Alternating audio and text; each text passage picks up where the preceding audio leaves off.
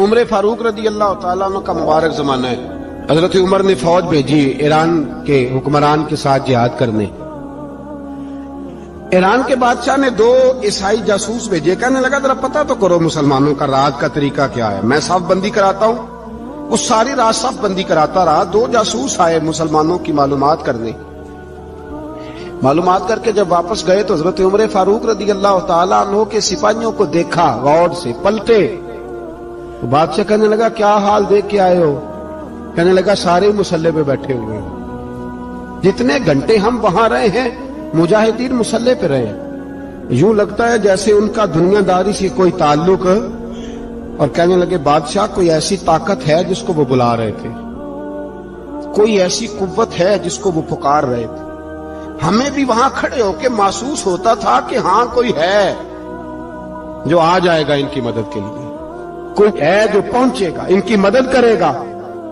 ایران کا بادشاہ کہنے لگا مجھے سمجھ آ گئی ہے, وہ جسم کی طاقت سے ہی نہیں لڑتے, وہ کوئی غیبی طاقت ہے جس سے وہ لڑتے. بھائی وہ غیبی طاقت بھی تو ہمارے پاس ہم نے ناراض کر لی ہے نا, وہ بھی تو نہیں نا, مسجد کا رخ بھی تو کوئی نہیں. اور میں نے پچھلے جمعے بھی کہا تھا, پھر کہتا ہوں, وہن ہو گیا امت کو.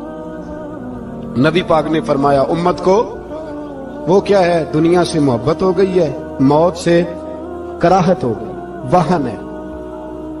صحابہ کرام کو موت سے بڑا پیار تھا, موت سے بڑی محبت کر. ہماری طرح نہیں, وہ کہتے تھے مریں گے تو منو مٹی, تو وہاں ٹھیک ہے عذاب قبر حق ہے, لیکن میں کہا کرتا ہوں سالوں کے بعد جو پردیس سے ماں کے پاس آئے, ماں اسے عذاب نہیں دیتی, اس کا ماتھا چوما کرتی ہے.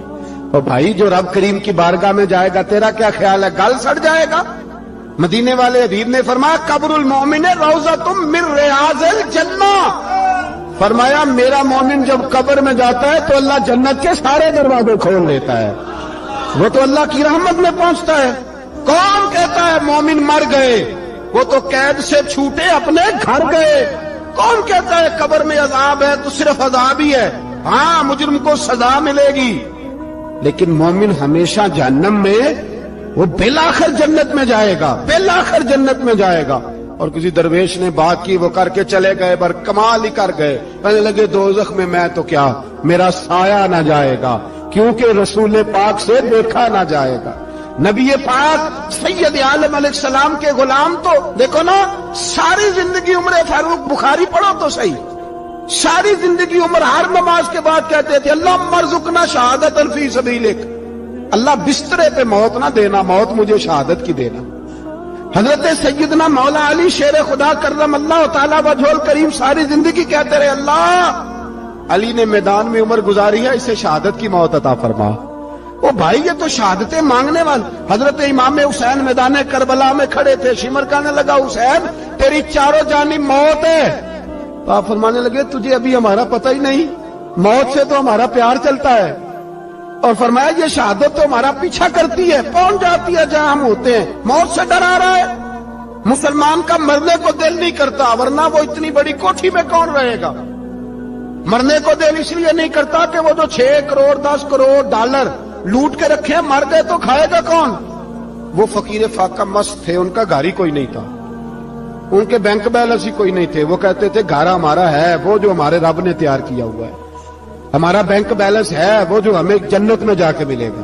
ان کا تو یہ کھاتا ہی کوئی نہیں تھا, اس لیے وہ شہادت کی. حضرت عمر بن جموع رضی اللہ تعالیٰ عنہ میدان احد میں 4 بیٹے لے کے آئے. کتنے بیٹے بول کے بتائے؟ 4 بیٹے لے کے عمر بن جموع آئے, اور خود ایک ٹانگ سے لنگڑے سے آتی ہیں, ٹانگ چھوٹی ہے. حضور کے سامنے کھڑے ہوئے کہا محبوبہ میرے 4 ہی تھے, میں 4 لے آیا ہوں, قبول کر لے. تو حضور نے فرمایا تو کیوں تلوار اوڑے آیا ہے, یہ تو نے کیوں گلے میں اسلحہ ڈالا ہوا ہے؟ کہا یا رسول اللہ میں نے بھی تو جانا ہے نا. تو حضور نے فرمایا 4 بیٹے جو ہیں. حضرت عمر بن جموع نے بات کی, صحابہ کہتے ہیں ہم لبوں سے مسکرا رہے تھے, آنکھوں سے رو رہے تھے, کیا عجیب انداز ہے. حضور نے فرمایا عمر 4 بیٹے جو آ گئے تو تو رہنے دے. حضرت عمر رو پڑے, کہنے لگے محبوبہ کیا لنگڑے جنت میں نہیں جائیں گے؟ کیا حضور میں لنگڑا ہوں تو میرے لیے جنت کوئی نہیں؟ میرے حبیب پاک سید عالم صلی اللہ علیہ وسلم نے فرمایا عمر تو ضرور جنت میں جائے گا. کہا محبوبہ پھر بچے بعد میں جائیں گے, میں پہلے میدان میں جاؤں گا. ایک بی بی 4 بیٹے لے کے آئی احد میں, कहा महबूबा कुल कमाई थी मैं ले आई हूं, मेरे पास कोई और शय होती तो मैं बचा के ना रखती। बेटे दे के ना हाजिरी लगवा के तो वापस दरवाजे पे ले गई। तो हजरत सैयदना अब्दुल्ला इब्न उमर फरमाते हैं बीबी बोल रही थी तो मेरा जज्बा जिहाद बढ़ रहा था। अपने बेटे को कहने लगी मैं तुम्हें हुजूर के पास छोड़ के जा रही हूं, जब तुम मैदान में गिरोगे तो मैं तुम्हें देखने आऊंगी, देखना तुम्हारी पुश्त पे कोई जख्म नजर ना आए। जितने तीर खाने हुए सीने पे खाना, इतने तलवारों के नेजों के जख्म बर्दाश्त करने हुए यहां खाना, पुश्त पे जख्म नजर ना आए। हजरत अब्दुल्ला इब्न उमर फरमाते हो बीबी की गुफ्तगू मेरा जज्बा जिहाद बढ़ा रही थी। एक बीबी 3 साल का 4 साल का बेटा लिए रो रही है, ओहद का दिन है। सहेलियां पूछती हैं तू क्यों रोती है? वो कहती है देखो मेरा खामद भी बदर में शहीद हो गया, भाई और बाप भी। दिल करता है कुछ जवान बेटा होता तो आज मुस्तफा के साथ उसे ही भेज देती। कोई जवान मेरे पास है ही 3 साल का, तो क्या करूं? 3-4 साल का बच्चा क्या करेगा? पता नहीं क्या दलील आई। अचानक उठी, बेटे को सीने से लगाया, कपड़ा डाला, मस्जिद नबवी पहुंच गई। हजरत बिलाल कहते हैं मुझे मिली, कहने लगी बिलाल मुझे पता है हुजूर तैयारी करा रहे हैं जंग की, पर 2 मिनट अगर मेरी मुलाकात हो जाए। बिलाल हबशी कहने लगे हुजूर हम एक बीबी जिद कर रही है। हुजूर बाहर आए, कहने लगी हुजूर मैं फलां की बेटी, फलां की बहन, फलां की बेवा हूं, मैंने बदर में 3 शहीद दिए हैं, अब मेरे पास ये 3 साल का लाल ही बचा है, बड़ा फख्र है मेरा। लोग मुझे शहीद की बेवा, शहीद की बेटी, शहीद की बहन करते, दिल करता है शहीद की अम्मा भी कही जाऊं तो मेरा बेटा ले ले। सैयदना बिलाल कहते हैं हुजूर मुस्कुराए, कहने लगे ये 3 साल का नौनिहाल क्या करेगा? कहते हैं अम्मा का अजीब जज्बा है। कहने लगी महबूबा सुना है असला भी थोड़ा ही है, ढाले ज्यादा कोई नहीं, मेरा बेटा साथ रख लें, जब आपकी तरफ कोई तीर आया ना तो मेरा बेटा ढाल के इसको ढाल बना के आगे कर देना। महबूबा ढाल तो बांध ही सकता है ना। हजरत बिलाल फरमाते हैं मुस्तफा करीम ने फरमाया जा मैंने कबूल किया, कयामत के दिन बेटा घर ले जा, जब तेरा नाम पुकारा जाएगा तो शहीद की अम्मा कह के पुकारा जाएगा, जा तू घर ले जा। कहते हैं चलते चलते एक गरीबनी और आ गई, इतनी सी अट्टी बान की, इतनी सी। बिलाल हुजूर से मुलाकात हो जाएगी, नबी पाक आ गए, कहा महबूबा ये गलबा इस्लाम में मेरा भी हिस्सा डाल ले। हुजूर ने फरमाया ये क्या है? कहने लगे हुजूर खामद फौत हो गया, औलाद अल्लाह ने बेनियाजी से दी नहीं, सवेरे चरखा काट के रिज़्क़े हलाल खाती हूं, मेरे पास ना ये इतना सा बान है, एक घोड़े की लगाम बन जाएगी, महबूबा हिस्सा तो डाल जाएगा ना दीन के लिए, मेरी कबूलियत हो जाएगी। मेरे हबीब ने हाथ उठाए और दुआ मांगी, कहे अल्लाह जितना तू मैदान के मुजाहिदों को अजर अता फरमाए उतना इस गरीबनी को भी अता फरमा। हजरत उमर फारूक रदी अल्लाह तआला अन्हु रात का वक्त चेहरे पे नकाब डाल के गली में घूम रहे थे, तो आला काम आला किरदार उन लोगों हजरत उमर गुजर रहे थे। तो गुलाम साथ था, एक शख्स को देखा कि मदीने के बाहर खैमा लगाया हुआ है, भाई खैरियत है यहाँ खैमा को लगाया? कहने लगा अमीरुल मोमिनीन से मिलने आया, रात हो गई थी तो सोचा यहीं क़याम कर लेता हूँ, सुबह उनसे मिलूंगा। तो फरमाया अंदर किसी के दर्द से कराहने की आवाज आती है। कहने लगा मेरी बीवी है और बच्चे की विलादत का वक्त आ गया, तकलीफ में।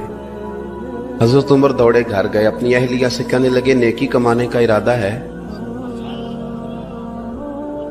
उसने कहा है। मकसद समझ गए थे ना वो लोग, बिल्कुल है। फरमाया जो जरूरत की चीजें विलादत के वक्त होती हैं ले ले, कुछ घी ले लिया, कुछ चने ले लिए, कुछ जरूरत की चीजें ले ली, खातून को साथ लिया। ये खातून अव्वल की बात कर रहा हूं मैं खातून अव्वल की बात कर रहा हूं।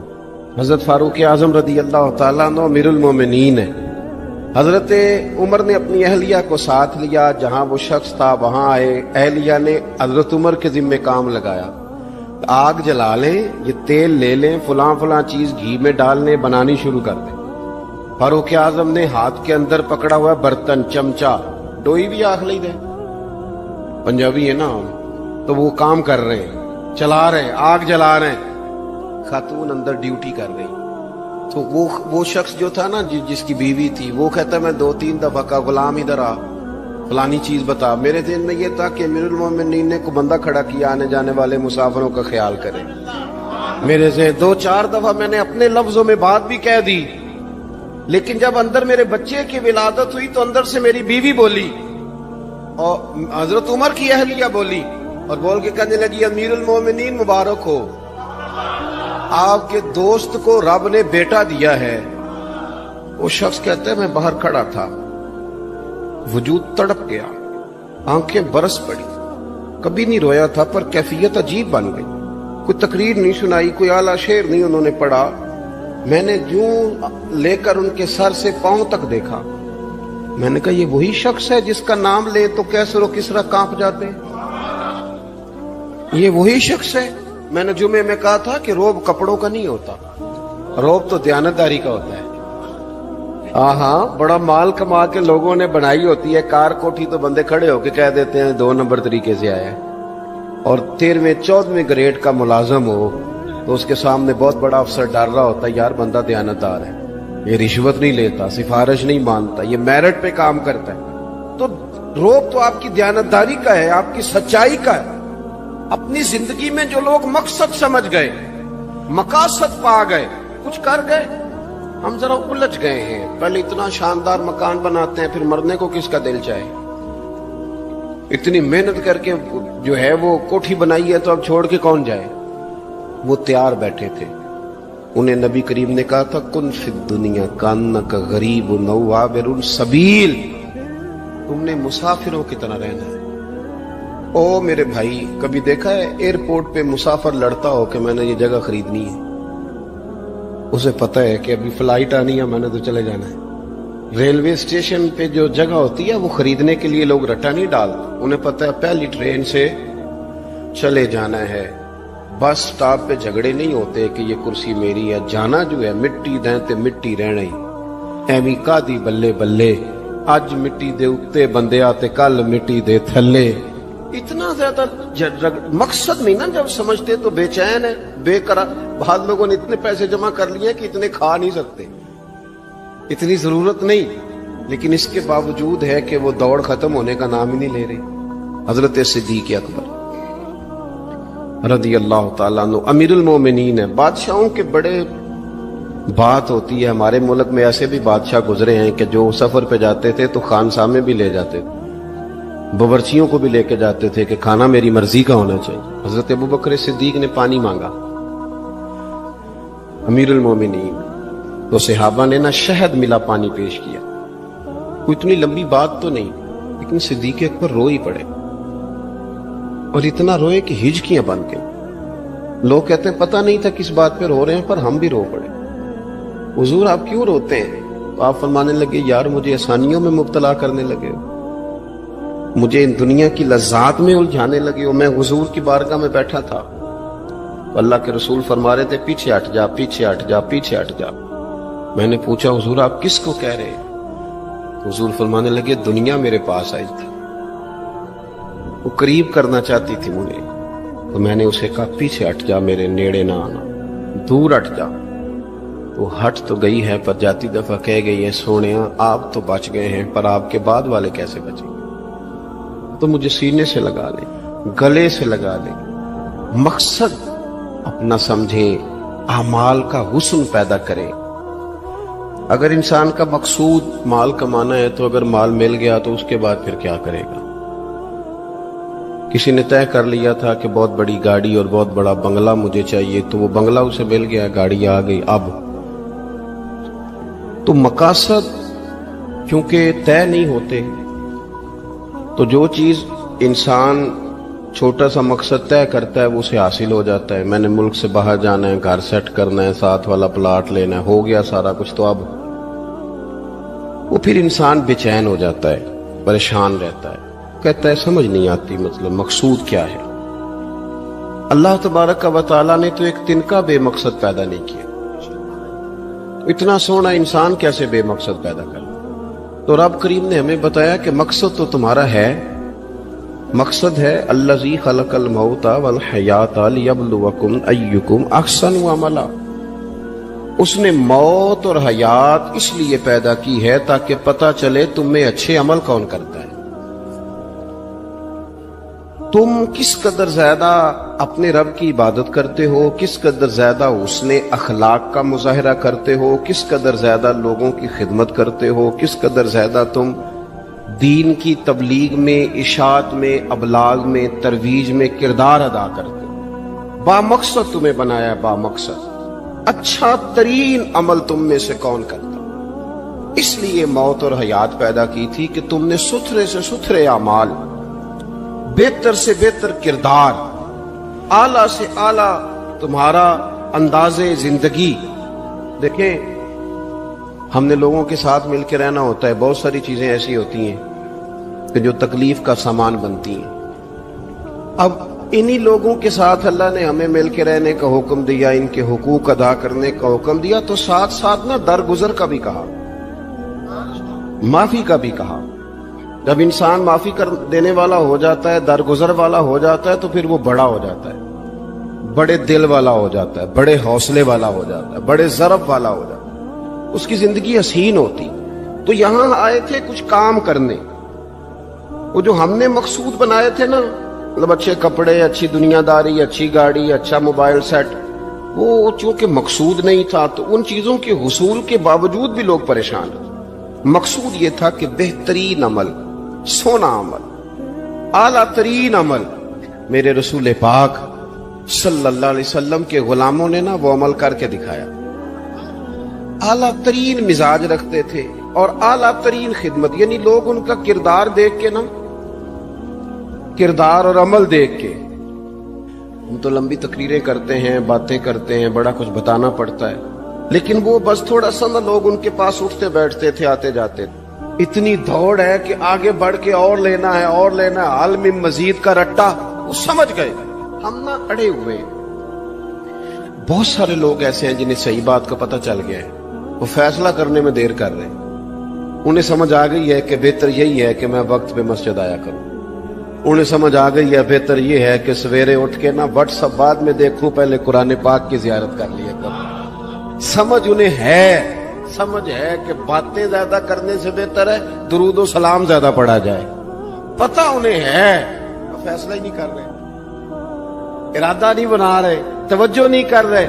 جب بہت زیادہ بندہ دنیا داری میں الجھ جاتا ہے نا، بہت زیادہ، آسانیاں تو بندے کو جینے نہیں دیتی۔ پہلے انسان کہتا ہے کہ موٹر سائیکل ہو جائے نا تو چلو سفر آسان ہوگا، پھر موٹر سائیکل کہتا ہے ٹائر 2 ہیں، 4 ٹائروں والی ہونا، چلو مہران ہی ہو جائے خیر ہے، لیکن مہران میں بیٹھتے ہی اسے خیال آتا ہے کہ اس کی تو سیٹیں تنگ ہیں، پھر اس سے بڑی گاڑی چاہیے۔ یہ روز دوڑ ہے، بانج فقیروں کسے نہیں ماریا، اے ہوئی چور اندر دا، یہ دوڑ ہے، یہ ختم۔ حضرت ابوبکر صدیق رضی اللہ تعالیٰ عنہ امیر تھے، ہمیں تو نا جی ایک سے ایک کھانا، اور آج یہ نہیں کھانا، آج میری مرضی کا کھانا، یہ میری مرضی کا، یہ میرے بچے کی مرضی کا، یہ فلانے کی مرضی کا، وہ خواہشات کا انبار، اور نفس بچے کی طرح ہوتا ہے، خواہش پوری کرو تو فوراً ہی دوسری بھی بتا دیتا ہے، دوسری پوری کرو تو تیسری کی بھی خبر دے دیتا ہے۔ ہم نا کیونکہ الجھ جاتے ہیں، پھر وہ الجھاؤ ہمیں باہر نہیں نکلنے دیتا۔ اگر تھوڑا تھوڑا کر کے، میرا مطلب یہ ہے کہ زندہ رہنے کے لیے روٹی کھانی ہے نا، مثلا روٹی کا لطف کتنی دیر ہوتا ہے، جتنی دیر منہ میں چباتے ہیں، اس کے بعد ختم۔ تو کپڑا تو پہننا تھا بدن چھپانے کے لیے، اس میں وہ کدھر سے آ گئی ساری کہانیاں جو آج بن گئی۔ اور اتنے میں نے عجیب و غریب نظام دیکھا ہے کہ نوجوان ہے، اچھا بھلا سیانا آدمی، کپڑے اس نے تازے سلوائے ہیں، اور 99 لوگوں نے کہا صحیح لگ رہا ہے، تو صرف ایک نے کہا نہیں ٹھیک لگ رہا، وہ پریشان ہو جاتا ہے، کہتے بھی اس کا کچھ کرو۔ کیوں؟ اس لیے کہ یہی سارا مقصود سمجھ لیا ہے، کپڑے پہننا، اسی میں الجھ جانا۔ میں اکثر دوستوں سے کہتا ہوں، میں خود کسی دوسرے کی بات نہیں کرتا، بہت زیادہ عمر نہیں میری، میں خود جایا کرتا تھا، شادی کوئی آ گئی تو 2-3 دن پہلے ابا جی کہتے تھے پرانے جوتے کچھ گنڈوا لا، کچھ پالش کرا لا، توڑے میں ڈال کے جانا موچی کے پاس، اس نے کچھ سیٹ کر دینے۔ اب کہاں رہ گیا جی یہ کام، چھٹی نہیں ہو گئی، اب کون سا ایسا سلسلہ ہے؟ وہ جو کہیں سے کپڑا تھوڑا پھٹ جاتا تھا نا، تو अम्मा उसको इस तरह पेबंद कराती थी कि डिजाइन भी बन जाता था और काम भी चल जाता। किधर गया वो दौर। लेकिन तकलीफ देख लें आज पहले से ज्यादा है, लड़ाई पहले से ज्यादा है, आजमाइश पहले से ज्यादा है। क्यों? जितनी भी ख्वाहिशात आप बढ़ाते जाएंगे ना, मकसद फौत होता जाएगा। जितनी भी मकसूद सफर करना है, गाड़ी दिखाना तो मकसूद नहीं है, लेकिन हमें वो वाली गाड़ी चाहिए कि लोग एक दफा उंगली मुंह में डालें कि वो इस गाड़ी पे बैठा हुआ है। हम मकसद से पीछे हटेंगे जब फिर तकलीफ में आएंगे, फिर आजमाइश। जिंदगी में हमने जो चीजें मैनेज की हैं वो सारी दूसरों के लिए, हमारे लिए कोई शय भी नहीं। वलीमे पे गए ताकि बरादरी राजी हो जाए, ताजियत के लिए गए ताकि मोहल्ला राजी हो जाए, फलाना काम किया ताकि लोग जो हैं वो मेरे हक में हो जाए। सारी जिंदगी दूसरों के लिए जी के गुजार दी और आपने 99 नेकियां की, एक खामी आई तो लोग तो वो थे जो फिर बिगड़ गए। तो बेहतर नहीं बंदा रब को ही राजी करे। वल्लाहु व रसूलुहु अहक्कु अन युर्दू, अल्लाह और उसके रसूल का ज्यादा हक है कि उन्हें राजी किया जाए, उनका ज्यादा हक। अपनी जिंदगी में मामलात को तरतीब दें, एक मखसूस ज़हन बनाएं। इतना सवेरे कुरान शरीफ पढ़ना है, इतना दरूद पाक, और ये राज हो हमारा और हमारे रब का, ये राज हो। इतनी देर मुसल्ले पे बैठना है। मेरे एक दोस्त है डॉक्टर साहब, में बैठा था तो वो एक शख्स को कह रहे थे तेरे दिल में कुछ बातें हैं, निकाल दे ताकि तेरी टेंशन रिलीज हो जाए, तेरी सेहत ठीक हो जाएगी। तो बंदा कह रहा था अच्छा ठीक है डॉक्टर साहब। तो मैंने कहा कि अगर आप इजाजत दें तो एक बात मैं भी कर लूं। ने कहा आप भी कर लें। तो मैंने कहा डॉक्टर साहब कुछ दुख बड़े जाती और निजी होते हैं, बंदा किसी के सामने कह ही नहीं सकता, बड़े जाती किस्म के होते हैं। वो आप किसी के सामने इतना मर्जी कोई करीबी हो, वो बंदे की अपनी अंदर की कुछ ऐसी तकलीफें होती हैं अंदर की, आजम गंडा दे विच गंडा दस केड़ी केड़ी खोला, बड़े मसले होते हैं, आप कैसे बयान कर सकते हैं, सवाल ही नहीं पैदा होता। तो कहने लगा पीर साहब हाल तो होगा ना। मैंने कहा बिल्कुल है, हमें हमारे दीन ने दुआ सिखाई है, जो किसी से नहीं कह सकते वो अपने रब से कह दो। अल्लाह के हुजूर अर्ज कर दो, कशकोले तलब दराज करके कह दो मालिक यहाँ यहाँ परेशान हूं, वो बड़ा करीम है, अता भी करेगा और पर्दा पोशी भी फरमाएगा। अपने अल्लाह के साथ अपना ताल्लुक मजबूत करें, अपनी जिंदगी में हुस्न आमाल का पैदा करें, आमाल का, कहानियों का नहीं, बातों का नहीं, तस्वीरों का नहीं, नई से नई पिक्चर का नहीं, आमाल का। और खूबसूरत तरीन तरीका हो। देखे ना, मुश्किल से भी तो नमाज पढ़नी है ना। सवेरे अब्बा बड़े गुस्से में थे तो फिर मुझे उठना ही पड़ा, तो इस तरह भी तो पढ़नी है। तो अगर बंदा ज़ौक से उठे और जरा सोना करके वुजू करे और जरा सही करके मुसल्ला बिछाए और सजदा करे तो जरा ज़ौक से करे, मुझे सोज दे, मुझे साज दे, मुझे नीम शब का नियाज दे, दमे सजदा खुद को मैं तोड़ दूं, मुझे ऐसा ज़ौक़े नमाज दे। इस ज़ौक़ के साथ आगे बढ़े। मकासद जब बंदा समझ जाता है ना, मकासद, फिर उसके लिए आसानी होती है। मैंने अर्ज किया था ज्यादा बातें नहीं करनी, मकसूद तो एक पैगाम देना है। अब हमने जाने वालों के लिए क्या करना है? एक तो ये कि अपना मकसद ठीक करना है कि जो रुखसत हो गए, अपने बुजुर्गों को ना याद रखें। असल काम है उनको खोल के बताइए। साल के बाद खत्म, बड़ी अच्छी बात है, ससमाही शशमाही सहमाही सब ठीक है, उनको याद रखें। हुजूर ना याद रखते थे, अपनी वालदा का जिक्र करते, अपने वालिद की बात करते, अपने दादा का जिक्र करते, अपने जाने सैयदा खतीजतुल कुबरा रदी अल्लाह ताला अन्हा विसाल कर गई तो हजरत आयशा कहती हैं हुजूर अक्सर घर में उनका जिक्र करते। अपने बुजुर्गों को याद रखें, उनका जिक्र करें। उनको ना, वालिद के लिए ना वालिद होना शर्त है, पीएचडी होना शर्त नहीं। वालिद के लिए वालिद होना शर्त है, मुफ्ती होना शर्त। वालिद अनपढ़ भी हो तो बच्चे को समझाने का सलीका से अल्लाह उसे अताकारी देता है। माँ बिल्कुल अनपढ़ भी हो तो बच्चों को समझाने का तरीका अल्लाह उसे, इनसे सीखें, इनसे सीखें। मेरे वालदा दोनों अपना नाम नहीं लिख सकते थे, तो मैं अपने दोस्तों से कहता हूँ मुझे कभी मौका मिले तो मैं कई जिल्दों में किताब लिख सकता हूँ अपने माँ बाप, इसलिए कि वो जो हमें सिखा गए, जो बता गए, वो उन्हीं का खासा था। तो अपने एक तो जाने वालों को याद रखें, दूसरा उनके लिए दुआ करें तो दर्द से करें, सोनी करके करें, सही करके करें, अकेले बैठ के करें। दुआ का सबसे ज्यादा ताल्लुक आपके दिल की आवाज के साथ होता है। اور جس طرز میں حضور نے ہمیں حدیث سکھائی ہے نا، اس رنگ میں کبھی آپ حدیث کو سیکھیں، سمجھے نا۔ حضور فرماتے ہیں جس طرح دریا میں ڈوبنے والا سہارا تلاش کرتا، دریا میں اسے کتنی کو جلدی ہوتی ہے، غوطے لگ رہے ہوتے ہیں، وہ اس طرح کا نہیں ہوتا کہ میں عصر کے نماز کے بعد پھر آؤں گا تجھے نکالنے، اس طرح تو نہیں نہ ہوتا۔ دریا میں ڈوبنے والا اس طرح کشتی سہارا تلاش کرتا ہے، حضور فرماتے ہیں اس طرح قبر میں جانے والا دعاؤں کا انتظار کرتا ہے۔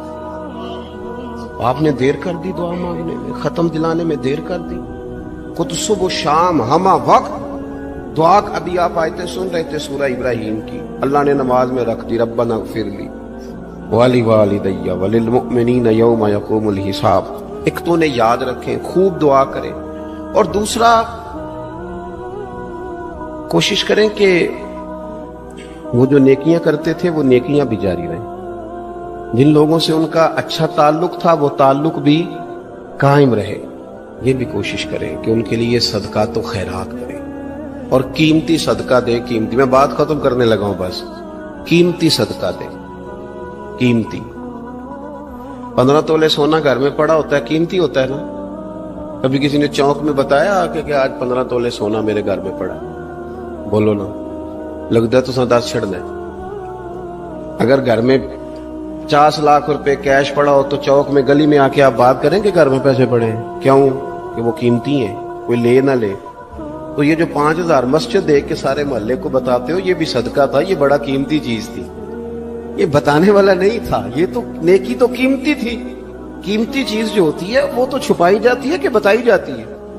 یہ جو بیٹیاں ہیں نا اسلام کی مائیں بہنیں، یہ قیمتی ہیں، اس لیے اسلام انہیں کہتا ہے تم گلیوں اور چوکوں میں آنے والی نہیں، قیمتی چیزیں، قیمتی چیزیں گھر کے اندر رہا کرتی، تم قیمتی چیزیں ہو، تمہارا وجود قیمتی ہے، تم کبھی ماں ہو، کبھی بیٹی ہو، کبھی بہن ہو، کبھی بیوی ہو، قیمتی ہو۔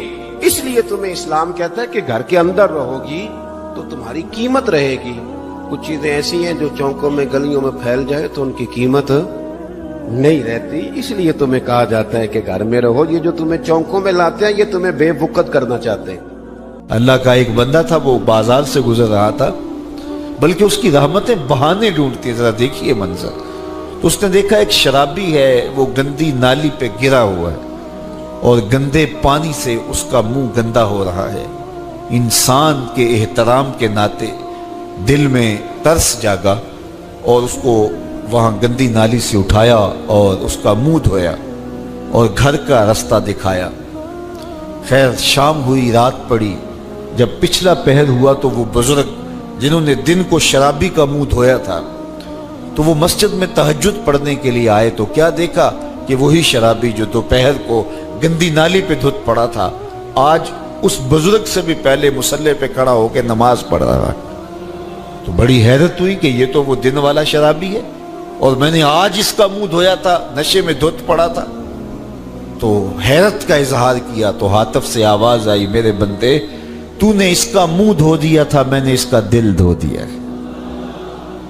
تو جب بندہ اللہ کے حضور توبہ کرتا ہے، اس کے حضور معافی مانگتا ہے تو پھر وہ کتنا عطا کرتا ہے، اور بندے کے گناہوں کو معاف ہی نہیں کرتا بلکہ اس کے گناہوں کو نیکیوں میں بدل کے رکھ دیتا ہے۔ یہ بندے پر اللہ کی کرم نوازیوں کے برستے رنگ ہیں۔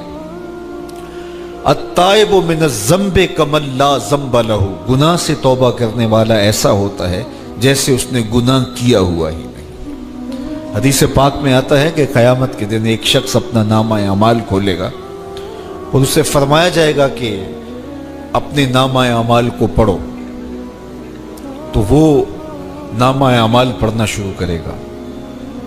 اب اس نے بڑے بڑے جرم کیے ہوں گے اور چھوٹے چھوٹے گناہ بھی کیے ہوں گے، اب اللہ سے حیا کرتے ہوئے، شرم کرتے ہوئے جو بڑے گناہ ہیں ان کو چھوڑتا جائے گا، صرف نظر کرتا جائے گا اور چھوٹے چھوٹے گناہ پڑھتا جائے گا۔ جب وہ سارا نامہ اعمال پڑھ چکے گا تو آواز آئے گی، بندے جا، میں تیرے سارے گناہوں کو بدل کے نیکیوں میں تبدیل کر دیا۔ تو وہ کہے گا، اے اللہ ابھی تو میرے بڑے بڑے گناہ رہتے تھے جو میں نے ابھی پڑھے ہی نہیں۔ تو جب یہ بات اللہ کے محبوب نے ارشاد فرمائی تو حضور اتنا مسکرائے کہ صحابہ کو حضور کی داڑھیں نظر آنے لگی۔ پہلے وہ کہہ رہا ہے کہ چھوٹے چھوٹے گناہ پڑتے اور بڑے چھوڑتا چلا جاتا ہے، اور جب یہ اسے پتا چلا کہ ان گناہوں کو بدل کے نیکیوں میں تبدیل کر دیا جائے گا تو وہ کہتا ہے ابھی تو بڑے بڑے گناہ میرے رہتے تھے۔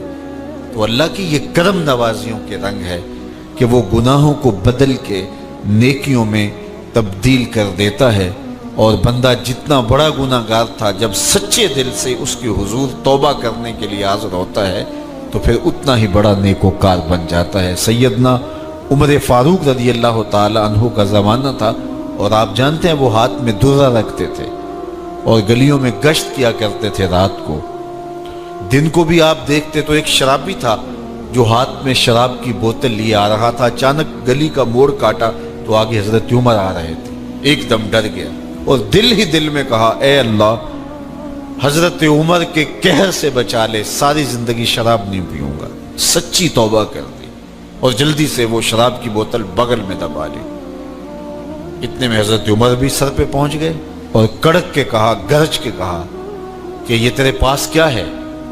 تو تھی تو شراب۔ اب ڈرتے ہوئے اس نے کہا حضور یہ سرکہ ہے۔ تو حضرت عمر فرمایا نکالو۔ اب وہ تھر تھر کانپ رہے اور بغل سے وہ شراب کی بوتل نکالی۔ جب نکالا تو وہ شراب نہیں تھی، سرکہ بن چکا تھا۔ تو جو اللہ شراب کو سرکے میں بدل دینے پہ قادر ہے وہ گناہوں کو نیکیوں میں بدل دیتا ہے۔ تو یہ ایک صورت دکھائی کہ دیکھو یہ شراب کو سرکے میں تبدیل کر دیا، تمہارے گناہ بھی نیکیوں میں تبدیل کر دیں گے۔ تم آؤ تو صحیح اس کی چوکھٹ پہ، تم ہاتھ تو پھیلاؤ۔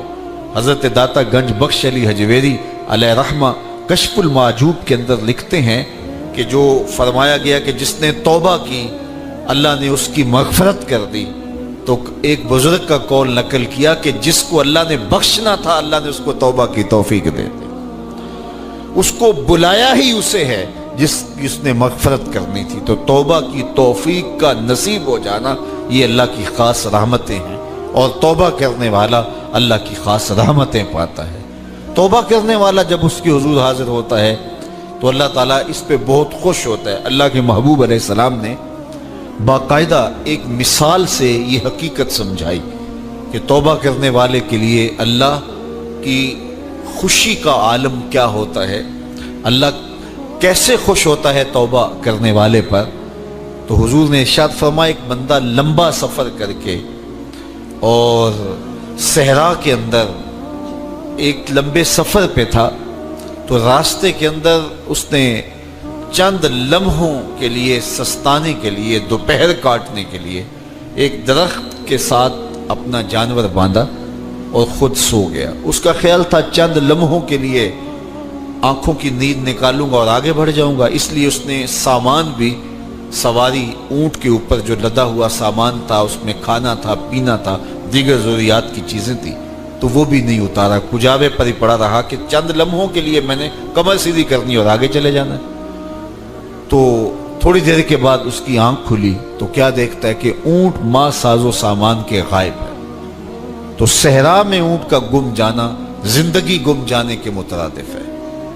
تا حد نظر نہ کوئی آبادی، نہ کوئی انسانی وجود، تو پھر زندگی نہیں موت کے منہ میں اپنے آپ کو دھکیل لینا ہے جنگل میں اگر آپ کے پاس کچھ باقی نہیں بچتا ہے۔ تو اس نے دیکھا کہ سواری غائب ہے، سواری غائب ہے تو اس کے اوپر جو سامان تھا وہ بھی غائب ہے، تو وہ دائیں بائیں بھاگا دوڑا اس خیال سے کہ میں جو ہے وہ اپنی سواری کو تلاش کر لوں، لیکن سواری نہیں مل پائی۔ تو پھر وہ دوبارہ آیا اور اسی جگہ بیٹھ گیا، اب موت کا انتظار کرنے لگا۔ چونکہ صحرا میں سواری گم گئی اور میلوں تک انسانی آبادی ہی نہیں ہے، تو وہی پیاس سے ہلکان ہوا، بے چین ہوا، وہاں درخت کے ساتھ ٹیک لگا کے موت کا منتظر ہو کے بیٹھ جاتا ہے، اور یوں بیٹھے بیٹھے اس کی آنکھ لگ جاتی ہے۔ اچانک اس کی آنکھ کھلتی ہے تو کیا دیکھتا ہے کہ اونٹ ماں ساز و سامان کے پاس کھڑا ہے۔ تو اونٹ کا ملنا زندگی مل جانا تھا، تو وہ اتنا خوش ہوا کہ خوشی سے اس کی زبان بل کھا گئی. وہ کیا کسی نے کہا نا کہ جب بھی تیری قربت کے امکان نظر آئے ہم اتنے خوش ہوئے کہ پریشان نظر آئے. تو کہنا تو یہ تھا کہ اے اللہ تو میرا رب اور میں تیرا بندہ، لیکن وہ خوشیوں کے ہجوم میں درک گیا اور کیا کہتا ہے اللہم انت عبدی وانا ربک، اے اللہ تو میرا رب، تو میرا بندہ اور میں تیرا رب. تو اس قدر وہ خوشیوں میں درک گیا کہ اس کو اپنی زبان پہ قابو اور کنٹرول نہ رہا. کسی کے آنے سے ایسے ہوش اڑے ساقی کے، شراب سیخ پہ ڈالی اور بوتل میں کباب. تو کہتا ہے اللہم انت عبدی وانا ربک، تو میرا بندہ اور میں تیرا رب. تو یہ اس کی زبان قابو میں نہ رہی اور وہ بل کھا گیا، خوشیوں کا ہجوم ایسا ہوا. تو اللہ کے محبوب نے یہ مثال بیان کرنے کے بعد ارشاد کیا مجھے بتاؤ اس بندے کو کتنی خوشی ہوئی کہ زبان پہ قابو نہیں، جذبات پہ کنٹرول نہیں، کہنا کچھ ہے بول کچھ رہا ہے. تو صحابہ نے عرض کی حضور بہت خوشی ہے. تو فرمایا جس طرح یہ بندہ اونٹ کے ملنے پر واپس آنے پہ خوش ہوا، حتیٰ کہ خوشیوں کے ہجوم میں اس کی زبان بھی قابو میں نہیں رہی، یہ بتا رہا ہے خوشیوں کے وفور کا عالم اور مسرتوں اور جو ہے وہ خوشیوں کی کثرت کا عالم بتا رہا ہے. تو فرمایا یہ بڑا خوش ہوا جب کوئی بندہ پلٹ کے مالک کی دہلیز پہ آتا ہے، اللہ اس سے بھی زیادہ خوش ہوتا کہ میرا بندہ میری چوکھٹ پہ آ گیا. تو پھر اللہ یہ نہیں دیکھتا کہ اس کے گناہ کتنے ہیں، سمندر کی جھاگ کے برابر بھی گناہ ہو تو معاف کر دیے جاتے ہیں، اس لیے کہ میرا بندہ پلٹ کے میری چوکھٹ پہ آیا. تو توبہ اللہ کو محبوب ہے، اللہ کو مطلوب ہے، اللہ کو چاہیے کہ بندہ اس کے حضور آئے اور پھر اللہ جل شانہ اس کی مغفرت و بخشش فرما دیتا ہے. یہ موسم نور کے موسم ہے.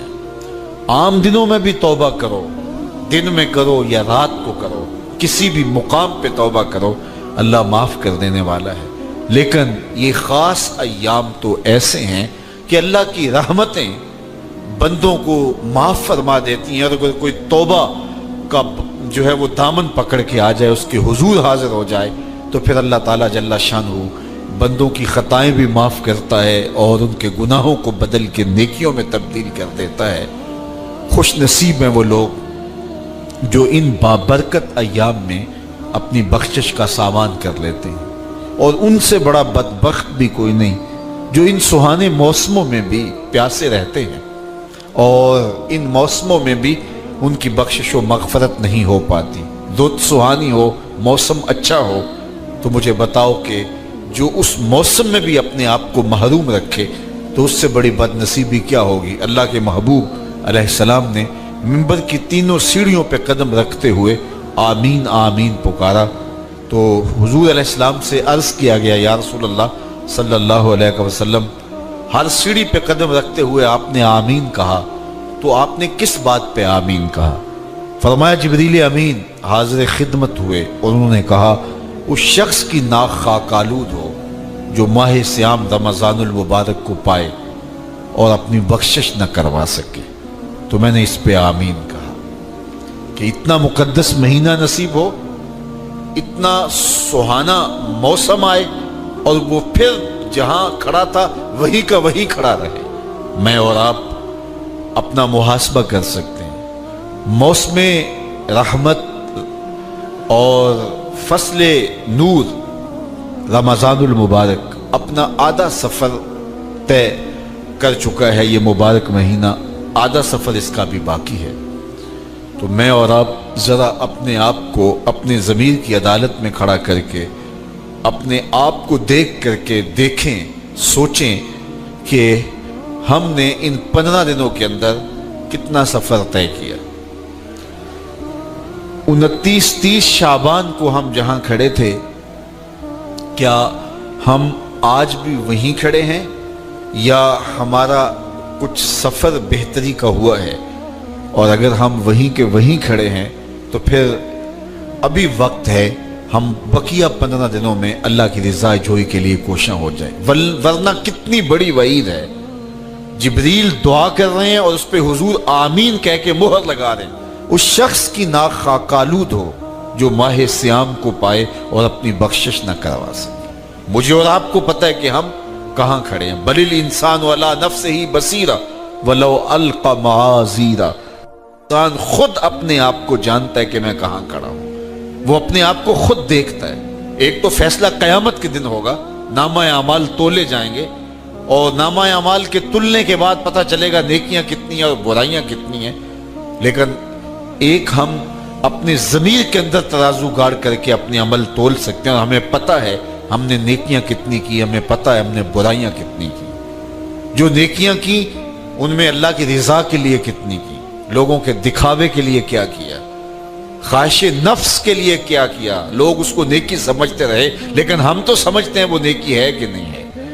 اس طرح جو برائیاں کی وہ تو برائیاں ہیں. تو میں اور آپ اپنے ضمیر کی عدالت میں ترازو گاڑ لیں اور اپنے اعمال کو ابھی تول لیں. فرمایا گیا حاسبو قبل ان تحاسبو, قبل اس سے کہ تمہارا حساب کیا جائے تم اپنا حساب پہلے ہی کر لو. تو اپنے اندر کی ستھرائی, اپنے اندر کی پاکیزگی. ایک مفسر نے بڑی خوبصورت خسارے کی بات کی. وہ کہتا ہے کہ خسارہ یہ ہے کہ ایک شے کو ایک حسن دیا گیا ہے, دوسرے حسن سے اسے محروم رکھا گیا ہے, تو وہ شے کہتی ہے کہ میں خسارے. مثال کے طور پہ یہ پھول ہی ہیں, ان میں خوشبو ہے لیکن روشنی نہیں ہے. اندھیرے میں رکھ کے چراغاں نہیں کیا جا سکتا. چاند میں روشنی ہے لیکن خوشبو نہیں ہے. تو چاند کہتا ہے میں خوشبو کے خسارے میں ہوں, پھول کہیں گے میں روشنی کے خسارے میں ہوں.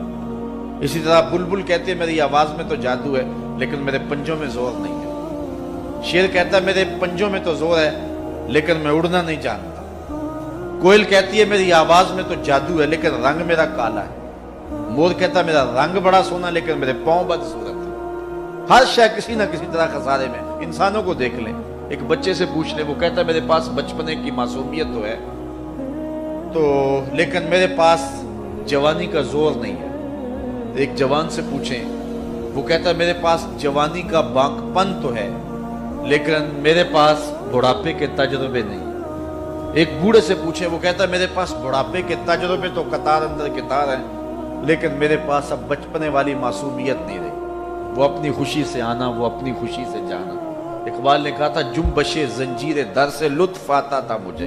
کوئی کنڈا بھی ہلا کے چلا جاتا تو اس سے بھی بچہ لطف کشید کرتا ہے. آج تو نغمے نہیں نہ بہلاتے, اس وقت وہ زنجیر کا ہلنا بھی طبیعت کے اندر ایک کیفیت پیدا کر دیتا تھا. اپنے جل جانے کا بھی احساس نہیں تھا, جلتے ہوئے شعلوں کو چھیڑا کرتے تھے. اب تو ایک آنسو بھی باعث رسوائی ہے, بچپن میں جی بھر کے رویا کرتے تھے. آج دنیا چاند پہ پہنچنے کے لیے بے چین ہے. کیسا زمانہ تھا جب خود ہی چاند ہوا کرتے تھے. آج دنیا عالی نصب محل بنا کر کے بھی اتنی تسکین نہیں پاتی, لیکن کیسا زمانہ تھا کہ گلی میں کوئی ریت پھینک جاتا تو بچہ پاؤں کے اوپر ریت تھپک پھر ہولے سے پاؤں نکال لیتا. اگر وہ گھروندہ بچ جاتا تو اتنی خوشی ہوتی. آج کوٹھی اور محل بنا کر بھی اتنی خوشی نہیں ہوتی جو دن میں کئی مار نصیب ہوتی تھی. وہ کاغذ کی کشتی, وہ بارش کا پانی, وہ رنگ ہی اور تھا, زمانہ ہی اور تھا.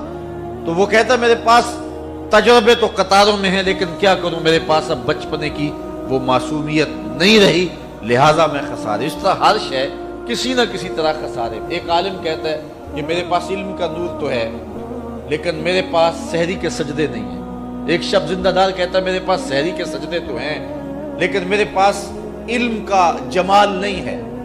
ایک خوشگلو شخص کہتا ہے میرے پاس جو ہے وہ گلے کا جمال تو ہے لیکن میرے پاس تحقیق کا وہ جوہر نہیں ہے. اور ایک محقق کہتا ہے میرے پاس تحقیق کے آبگینے اور تحقیق کے جو ہیں وہ میدان میں میرے پاس شاہ سواری تو ہے لیکن کیا کروں, تحقیق میرے اندر ہی ہے. میرے لہجے کے اندر وہ آواز میں وہ بانک پن نہیں ہے کہ میں اپنی بات کو لوگوں تک اچھے انداز سے پہنچا سکوں. تو ہر شے کسی نہ کسی طرح خسارے میں ہے. کسی کو کسی شے کا خسارہ, کسی کو خوشبو ہے روشنی کا خسارہ, کسی کے پاس روشنی ہے خوشبو کا خسارہ, کسی کے پاس علم ہے لیکن اس کو جو ہے وہ آواز کا خسارہ, کسی کے پاس آواز ہے لیکن اس کو علم کا خسارہ, کسی کے پاس بچپن ہے تو بڑھاپے کا خسارہ, بڑھاپا ہے تو بچپنے کا خسارہ. ہر شے کسی نہ کسی طرح خسارے میں ہے.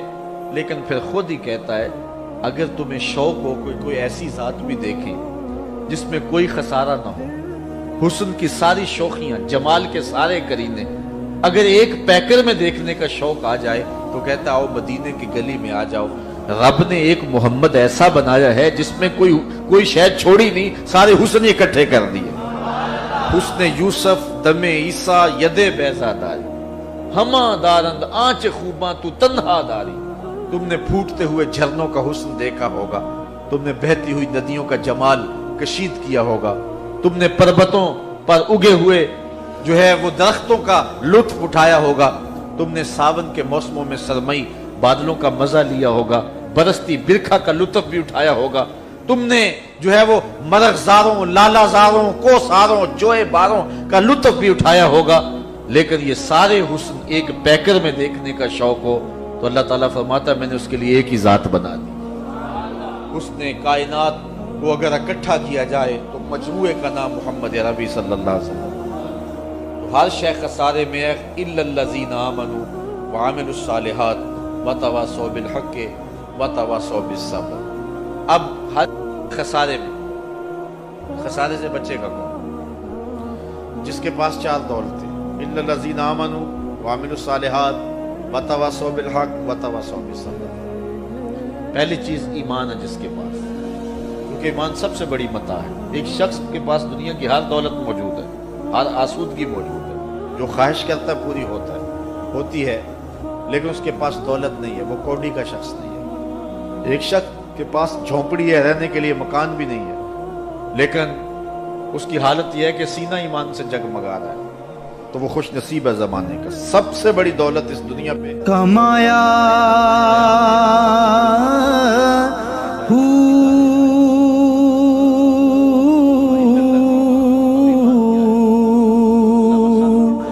نام بھج مسیتی وڑیا نا تسبا۔ جاننے کو چڑیا بھی جانتے یہ پھول کھلا ہے، لیکن رقص بسمل کے تماشے تو بلبل ہی کرتی ہے۔ تو ایمان جاننے کا نام نہیں ہے، ایمان ماننے کا نام۔ جاننے کو ابو جہل بھی جانتا، جاننے کو باقی کفار اور اہل کتاب بھی جانتے تھے۔ الذین آتیناہم الکتاب یعرفونہ کما یعرفون ابناءہم، جس طرح بیٹوں کو جانتے اسی طرح جانتے تھے، پتہ تھا انہیں یہ کون ہے، لیکن جانتے تھے، مانتا تو جناب ابو بکر ہی تھا، مانتے تو جناب عمر خطاب ہی تھے نا، مانتا تو مولا کائنات ہی تھے نا۔ تو اصل ماننے کا نام ایمان ہے، جاننے کا نام ایمان نہیں ہے۔ تو اب ایمان کا سادہ مفہوم کیا ہوا کہ حضور کی ذات سے وابستگی کا نام، دل بستگی کا نام ایمان، روحی اور قلبی تعلق اور نسبت کا نام ایمان، حضور سے وابستہ ہو جانے کا نام ایمان۔ وہ ایک زمانہ تھا، آج کل تو وہ دور گزر گیا، وہ چکی سے آٹا پیستے تھے۔ جو پرانے لوگ انہوں نے چکی دیکھی ہوگی، اس کی شکل صورت ذہن میں آ گئی ہوگی۔ اب بھی عجائب گھروں میں اور مختلف جگہوں پہ وہ چکی موجود، آپ نے بھی دیکھی ہوگی۔ چکی اوپر اس کے دو پتھر ہوتے ہیں، ایک نیچے والا ایک اوپر والا۔ نیچے والا ساکن ہوتا ہے، اوپر والا متحرک ہوتا ہے۔ درمیان میں کلی ہوتی ہے، اس کے آس پاس تھوڑی سی خالی جگہ ہوتی ہے، اور اس پہ دانے ڈالتے ہیں جس کو ہم اپنی زبان میں گالا کہتے ہیں۔ پھر اس کے بعد اس اوپر والے پتھر کو گھماتے ہیں، تو جو دانے اس کلی کے ساتھ لگ کے رہ جاتے ہیں وہ بچ جاتے ہیں، اور جو کلی سے ہٹ جاتے ہیں وہ پس جاتے ہیں۔ اللہ کہتا ہے محبوب قسم تیرے زمانے کے انسان خسارے میں ہے، بچے گا وہی جو تیرے دامن سے لپٹ کے رہے۔ بغداد میں ایک بزرگ تھے تو درزیوں کا کام کرتے تھے۔ اللہ کے نبی حضرت ادریس علیہ السلام بھی درزیوں کا کام کرتے تھے۔ خوش ہوئے نا بات سن کے؟ پیشہ کوئی بھی برا نہیں، ایک برا ہے وہ ہے ہاتھ پھیلانا، اس کے علاوہ کوئی پیشہ برا یہ برا نہیں، یہ ہاتھ پھیلانا برا ہے۔ حضرت شیخ محمد بن حسن کہتے ہیں کہ وہ بزرگ جو تھے نا، امام غزالی نے لکھا ہے، وہ درزیوں کا کام کرتے تھے، تو اس زمانے میں نا کھوٹا سکہ بھی کبھی کبھی آ جاتا تھا۔ کھوٹا سکہ پرانے لوگوں کو تو پتہ ہوگا، چلو نوجوانوں کو بتا دیتا ہوں، چاندی کے سکے ہوتے تھے تو اوپر سے جب وہ گھس جاتا تھا نا نمبر، تو اس کو کہتے تھے اب کھوٹا ہو گیا۔ کیوں جی بزرگوں ایسے ہی ہے، وہ گھس جاتا تھا تو کہتے تھے سکہ وہ چلتا نہیں تھا کہیں بھی۔ تو وہ بابا جی کی دکان مشہور ہو گئی تھی کہ وہاں کھوٹے سکے بھی چل جاتے، لوگ دے آتے تھے کھوٹے سکے۔ बहुत सारे लोग दे देते, बाबा जी चुप करके कबूल कर लेते, मशहूर हो गया। जो भी जाता खोटे सिक्के दे आता, बाबा जी कबूल कर लेते। फिर शाम को ना घोड़े पे बैठ के जाते और दरिया में बहा। एक दिन कुछ बंदे खोटे सिक्के लेके आ गए, तो बाबा जी अभी मुसल्ले पे थे, नमाज पढ़ रहे थे, तो बेटे ने कपड़े दिए तो खोटे सिक्के वसूल की। तो वो खोटे सिक्के देने वाला शख्स खोटे सिक्के दे रहा था, तो वो बच्चा कहने लगा तुमने बड़ी अरसा बेवकूफ बनाया मेरे अब्बा को, खोटे सिक्के दे ले जाओ। कहने लगा तुम्हें वाकई नहीं पता चलता खोटे हैं? कहा अब्बा जी का नहीं मुझे पता, पर मुझे तो पता है ना। और मेरा अब्बा शाम को खोल कर देखता है, तो फिर जो खोटे खोटे होते हैं उन्हें दरिया में बहा के आता है, ले जाओ अपने। उतनी देर में बुजुर्ग नमाज से फारिग हुए, कहने लगे नहीं नहीं बेटे रख ले, खोटे रख ले। सुनना बात। कहा जनाब क्यों? फरमाने लगे मैं खोटे इसलिए रख लेता हूं कि लोगों ने पैसों में मिला के दूसरों को भी तो देने हैं ना, तो मैं चाहता हूं चलो बाकी लोग नुकसान से बच जाएं, हमारा तो गुजारा हो ही रहा है, बाकी लोग नुकसान से बच जाएं। और फरमाया फिर मैं शाम को जाके दरिया में डाल के आता हूं कि कहीं मेरी औलाद भी इनको आगे ना चला दे। मैं चाहता हूं कि और लोग इस काम से बच जाए। दरवेश कहते हैं कि जब उस बाबे का आखिरी वक्त आया ना, तो जो उसने जुमला कहा मेरा कलेजा फट गया। आखिरी वक्त जो उसने दुआ मांगी, तो फरमाते मेरे अंदर वजद और कैफ की सूरत पैदा हो गई। फरमाते उन बुजुर्गों ने अपने आखिरी वक्त दुआ मांगी, ऐ अल्लाह मैंने सारी जिंदगी खोटे सिक्के कबूल किए ताकि तेरे बंदे शर से बच जाएं, तो या अल्लाह तू भी इस खोटे सिक्के को कबूल फरमा। अल्लाह मैंने खोटे सिक्के कबूल किए, खोटे, ताकि तेरे बंदे तकलीफ से बच जाएं, तो मालिक मैं भी खोटा ही हूं, अल्लाह तू भी इस खोटे को कबूल फरमा ले। और ये दुआ मांग के ना तो कभी रोते कभी हंसते। लोगों ने कहा क्या हुआ? कहते हैं लगता है रब ने खोटा सिक्का कबूल फरमा लिया, लगता है कि अल्लाह ने खोटा सिक्का कबूल। लोगों को तकलीफ से बचाएं। हमारा वजूद यारो मतलब क्या हो जाएगा? 2 मिनट के लिए समझ ले क्या हो जाए। यानी अगर आप बड़े गुस्से से बाहर आए और पापड़ बेचने वाले पे आपने गुस्सा निकाल दिया सारा, मैं रात की ड्यूटी करके आया हूं, थका हुआ हूं, और तू पापड़ बेचने आ गया, तुम लोग बड़े नालायक हो, बदतमीज हो, आपने ये सख्त जुमले कह दिए, चुप करके वो आदमी माजरत करके गुजर गया, वो तो सारा दिन परेशान रहेगा ना कि मेरी गरीबी का मजाक उड़ा। मतलब हो क्या गया, हुआ क्या? अगर उसने कोई बात कर ली, हमने इरादा करना है कि हमने आसानियां देने की कोशिश करनी, हमने लोगों को तकलीफ नहीं देनी, हमने किसी को आजमाइश में मुब्तला नहीं करना, हमने कोई ऐसा काम नहीं करना जिसकी वजह से लोग समझे कि ये आदमी बोझ बन गया। कभी बोझ ना बने यारो। मिराज की बात करने का तो अब वक्त आया है, इसलिए कि मिराज का सारा वाकया तो मस्जिद अक्सा के गिर्द घूमता है। सुबहान अल्लज़ी असरा बिअब्दिही लैलन मिनल मस्जिदिल हराम इलल मस्जिदिल अक्सा। हुजूर ने मिराज की रात मस्जिद अक्सा में नमाज पढ़ाई थी, और एक बार फिर से तैबा से फलस्तीन में आ, रास्ता देखती है फिर मस्जिद अक्सा तेरा। एक बार हुजूर गए थे मक्के से मस्जिद अक्सा, और फिर हुजूर फरमाते हैं जब मैं वापस गया ना, तो कुफार ने जो कि मस्जिद अक्सा देखी हुई थी, तो मुझसे पूछना शुरू कर दिया कि मस्जिद अक्सा की खिड़कियां कितनी हैं, दरवाजे कितने हैं, पिलर कितने हैं। जब उन्होंने सवाल जवाब किए तो हुजूर फरमाते हैं कि रब करीम ने मस्जिद अक्सा को उठा के मेरे सामने रख दिया। मैं देखता जाता था, बताता जाता था, कह लूं बात कर लूं। एक दफा हुजूर मक्के से मस्जिद अक्सा आए, और एक दफा मस्जिद अक्सा मेरे नबी की जियारत के लिए मक्के गई, हुजूर की जियारत के लिए मक्का शरीफ गई। ओ मेरे नबी तो सिर्फ किसी चीज की तरफ एक दफा देख लें तो वह रहमत के फूल खिलते हैं। मस्जिद अक्सा की तरफ मुंह करके 17 महीने मेरे नबी ने नमाज पढ़ी है। मुसलमानों पता ही कोई नहीं, हमारी खबरें ही और हैं, हमारा दर्द ही और है, हमें पता ही नहीं बम कहां बरस रहे, हमें ये खबर ही नहीं। और मैं उस दौर में तकरीरें कर रहा हूं जहां सोतों को जगाना नहीं पड़ता, जागतों को जगाना पड़ता है। सियाने लोगों को समझाना हमारे जिम्मे लग गया, क्या करे? उस कौम को सिखाना पड़ता है जिसे पता सारा है, लेकिन जानबूझ के आंखें हमारी बंद है।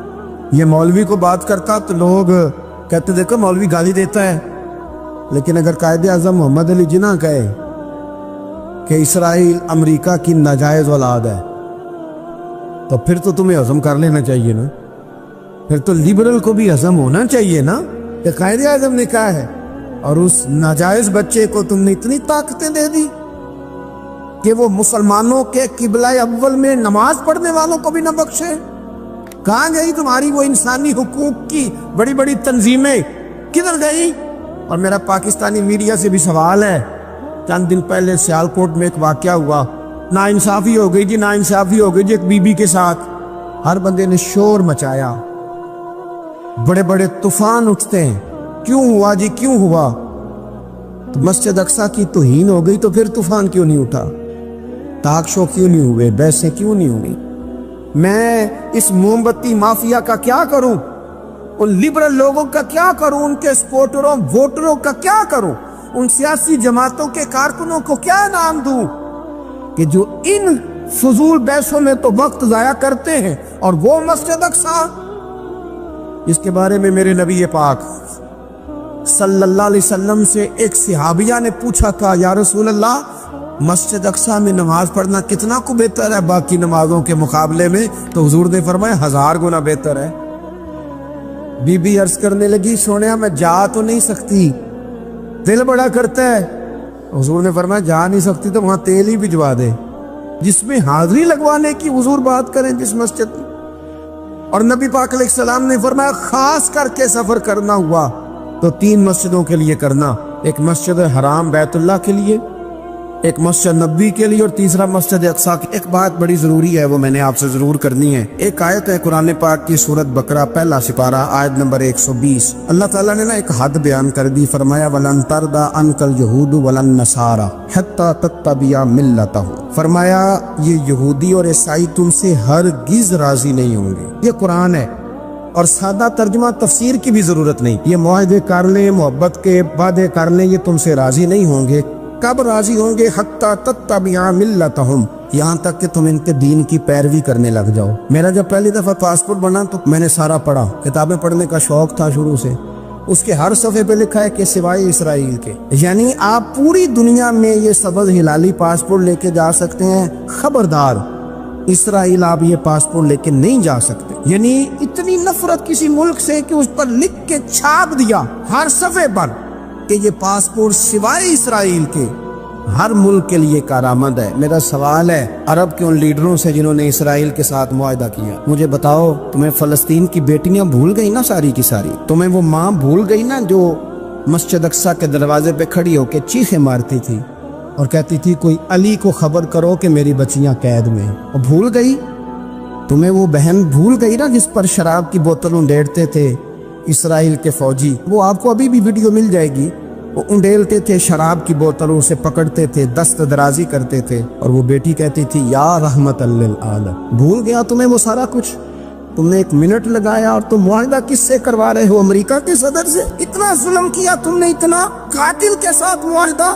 کیا سمجھتے ہو فلسطین والوں کا کوئی والی وارث نہیں؟ سنو، میرے رسول کریم صلی اللہ علیہ وسلم نے فرمایا میرا کوئی مالدار امتی دنیا سے چلا جائے، پیسے جائیدادیں چھوڑ کے جائے تو اس کی اولاد میں بانٹ دینا، لیکن اگر اس کے ذمہ قرضہ ہو تو میرے پاس آ جانا، میں اپنے امتی کا قرض ادا کروں گا۔ جس کا کوئی وارث نہیں ہوتا، مدینے والا اس کا وارث ہوتا ہے، میں قرض دوں گا اپنے امتی کا۔ کیا سمجھتے ہو فلسطینی لاوارث ہے؟ صبح قیامت نبی پاک تم سے سوال کریں گے، تمہیں اللہ کے حضور حاضری دینی ہے۔